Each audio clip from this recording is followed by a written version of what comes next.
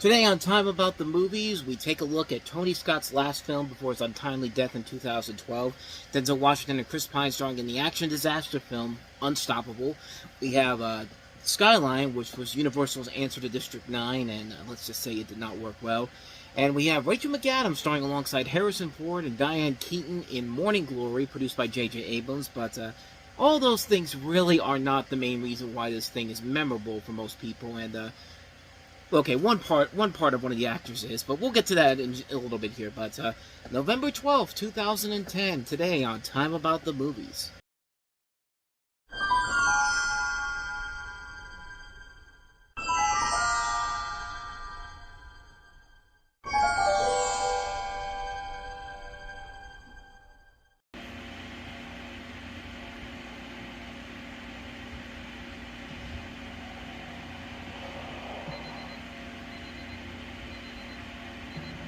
Colson. We're working together today. Training 1206. What's your problem? I just don't like working in a damn daycare thing. I don't like working at a retirement home. All right. This ain't training. In training, they just give you an F. Out here, you get killed. Married? Sort of. It's a long story. How about you? You married? Got two beautiful daughters. What do we do when we get to a railroad crossing?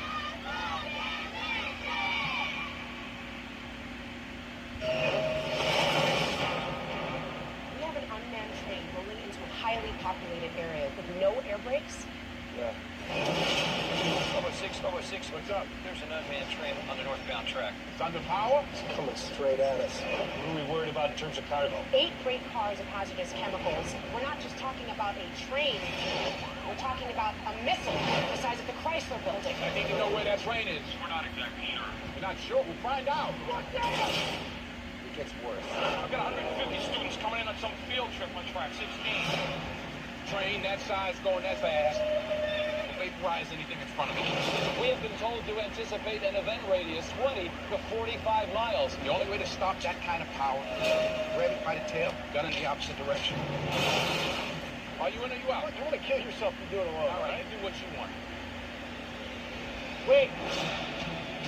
I'm not risking this company just because some engineer wants to play hero. Not for you. Not doing it for you. This is Will Colson, the conductor. We're gonna run this bitch down.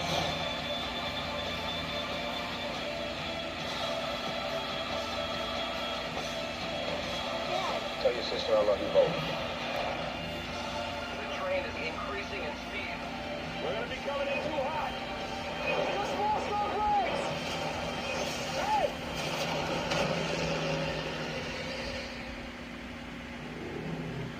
Close your eyes if you want. You got a real knack for inspiring confidence, you know?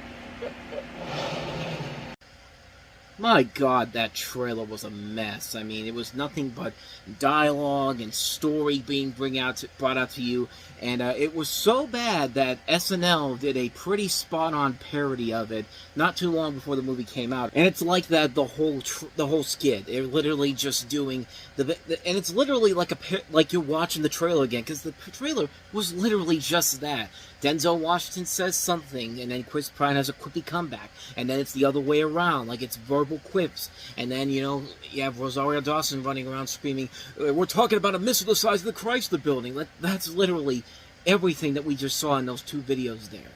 By the way, welcome to Time About the Movies. We're taking a look at the 3 films of November 12, 2010. I haven't even given you a proper introduction yet, but this is Unstoppable, based on the real-life CSX 8888 incident, telling the story of a runaway freight train and the 2 men, played by Denzel Washington and Chris Pine, who attempt to stop it. And, as you saw in the trailer, all this crazy shit happens. I mean, the 2 are bickering at each other, and then there's a runaway train that goes on, and then there's another train featuring a bunch of elementary school students, and they have to stop both of these trains, or else you're going to have a missile the size of the Chrysler building. I mean, that is literally the plot of this entire movie. It's pretty all over the place, and definitely not the best thing for Tony Scott's career to end on, per se.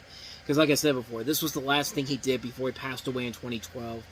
And, yeah, this movie's not that great in general. I mean, it does have a couple of decent action moments here and there. And Denzel Washington can usually do no wrong. Chris Pine, I think, is okay in here. And, you know, I made fun of Rosario Dawson, but she's passable in here, too. But it's just, everything else in here is just, there's just way too much going on in terms of the plot, in terms of the visuals, in terms of what they're trying to accomplish here. It feels like they're literally throwing everything at the wall and saying, anything sticking? No, just keep trying. Because they keep throwing stuff at you throughout the course of this movie. They make it much more complicated than this thing needs to be.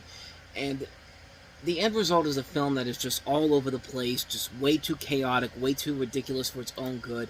But then again, you wouldn't be asking for too much from Mark Bomback, who wrote Total Recall, the remake of Total Recall, by the way. So yeah, that should probably tell you something right there. But like I said, it's not a bad movie. It's just a film that just feels like it's all over the place, has no real connection of where it wants to go, and it just feels like there's nothing that. There was no real clear indication of what they were trying to accomplish here, except just have Denzel Washington and Chris Pine working off each other. I mean, yeah, it's pretty much that, but that's just my personal take on it, per se. I didn't like this one a lot. Unstoppable, yeah, you could stop this one for sure.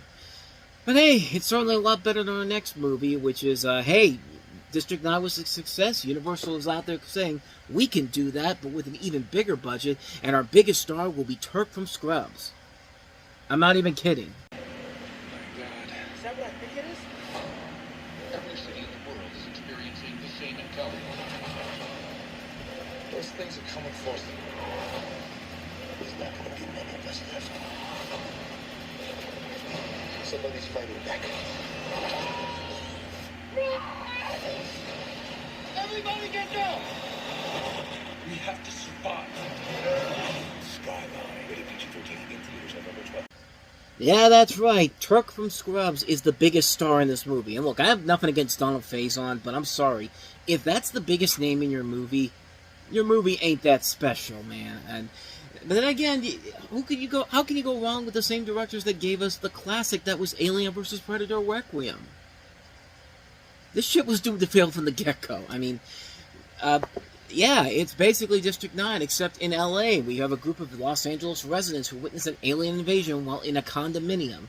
And you have other people, character actors like Eric Balfour, Scotty Thompson, Brittany Daniel, Crystal Reed, David Zayas. Yeah, this movie sucks. This movie is abysmally bad. This is a film that is just so ridiculously stupid, ridiculously pathetic, and you can just tell it was trying so hard to rip off District 9. And not just that, they ripped off, these two idiots ripped off a film that was in the works, because Sony actually sued them. And because they are the owners of this visual effects company called Hydraulics Films, and they had paid them to do visual effects work for their upcoming film Battle Los Angeles, but Hydraulics never informed Sony that the siblings were directing a rival alien invasion film, similarly driven by special effects, scheduled to be released 4 months before Sony's feature was out. In March, they eventually released a statement dismissing the arbitration because they realized that, you know, there's nothing worth fighting with this piece of garbage that is Skyline, because we have our own piece of garbage coming out that's come in Battle Los Angeles, which is also a terrible movie, by the way. Again, just ripping off District 9. That's the biggest problem with these movies. They're ripping off District 9 so badly, and the visual effects in here are abysmal. The movie itself, without the visual effects, cost $500,000. And the budget is $10 to $20 million with the visual effects. Does it really cost that much money for visual effects? These guys were embezzling money. They had to have been. There's no way that they put all that money into this, because it's not showing on the big screen. And it would help if there were some good characters. It would help to be some good storylines, but sadly that's not there in this movie either. This thing is an abysmal mess of a movie, a pathetic attempt to copy District 9, but apparently was successful enough to launch a franchise of films that these guys directed, because who cares about actually evolving our craft and all that? Let's keep making the same piece of garbage, because the Sci-Fi Channel is always looking for bad movies to air in between Resident Alien and WWE. I don't know. Like, that's basically my reaction to this whole thing. I don't know. I don't know what the hell they were thinking, but Skyline sucks. Skyline is a terrible, terrible fucking movie. So let's go ahead and turn the tide with the best movie overall of the weekend, but that's really not saying a whole lot with this one. Morning Glory. Becky Fuller, you start on Monday. In every life, there is that first big break. Yes. That first top job. You two should banter back and forth. Banter from the Latin word meaning to gibber like a moron. Enjoy the pain, get to the pain. That first true love. You're different. Yes. Get ready for the first feel-good comedy of the fall. You know him? No. Yeah, well, yes. Yes. Morning Glory. Rated PG-13. In theaters November 12th. So yeah, this movie is actually more well known for this right here. On a side note, take a look at where this trailer peaks at, by the way. I see touch. Wasn't that bad? Yeah. And, how do I put this? Hey Al, you want to help me out on this one? Great ass! Hey, man said it best. But this is Morning Glory, the film that tells the story of an upstart television producer played by Rachel McAdams, who accepts the challenge of reviving a morning show program with warring co-hosts played by Harrison Ford and Diane Keaton. Rachel McAdams falls in love with a guy played by Patrick Wilson, and Jeff Goldblum is also in the movie playing the man that hires her. And this is produced by J.J. Abrams, one of his few romantic comedies he produced under Bad Robot. And this is directed by Roger Michell, who did Notting Hill 11 years prior to this. So there is talent across the board here with this film. There is a lot of good people involved here.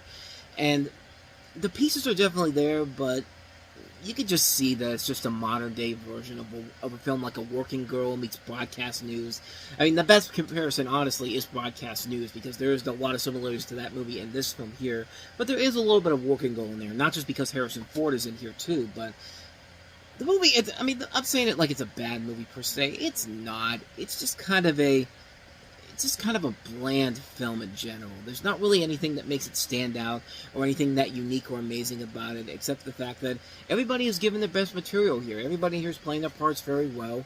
You know, they're given the material that they had, and they're doing the best they could do with it. But other than that, though, there really isn't a whole lot else about the film that we haven't already seen done with it. When the best thing about this movie that people still talk about is how big Rachel McAdams' ass is. That should probably give you a warning sign that that you might have a problem with your movie here. But hey, people who love Rachel McAdams, nether regions, there you go. There's a reason there's a reason to check the movie out right there. But then again, we have the internet too, so you don't even need to worry about that. But yeah, overall, the film itself is just kind of meh.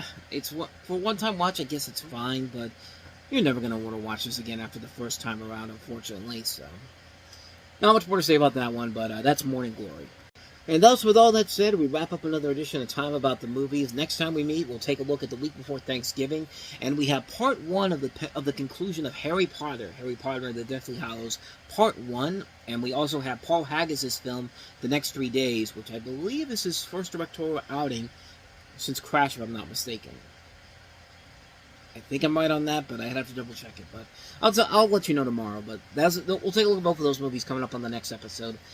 So thank you so much for watching this. I hope you enjoyed it. If you did, hit that like button, hit that subscribe button, hit that notification button. Also, don't forget to hit our playlist and check out the last episode we did. And confidentially, since I've got it on now, stay tuned later tonight for an all-new Reviewing Network Live. Is on the Reviewing Network Live YouTube channel. I'll leave a link to that down below so you can go check that out as well. But I just wanted to do this since I had the shirt on. But with all that said, thanks for watching, and whether it's in the past, the present, or the future, we'll see you at the movies. Take care.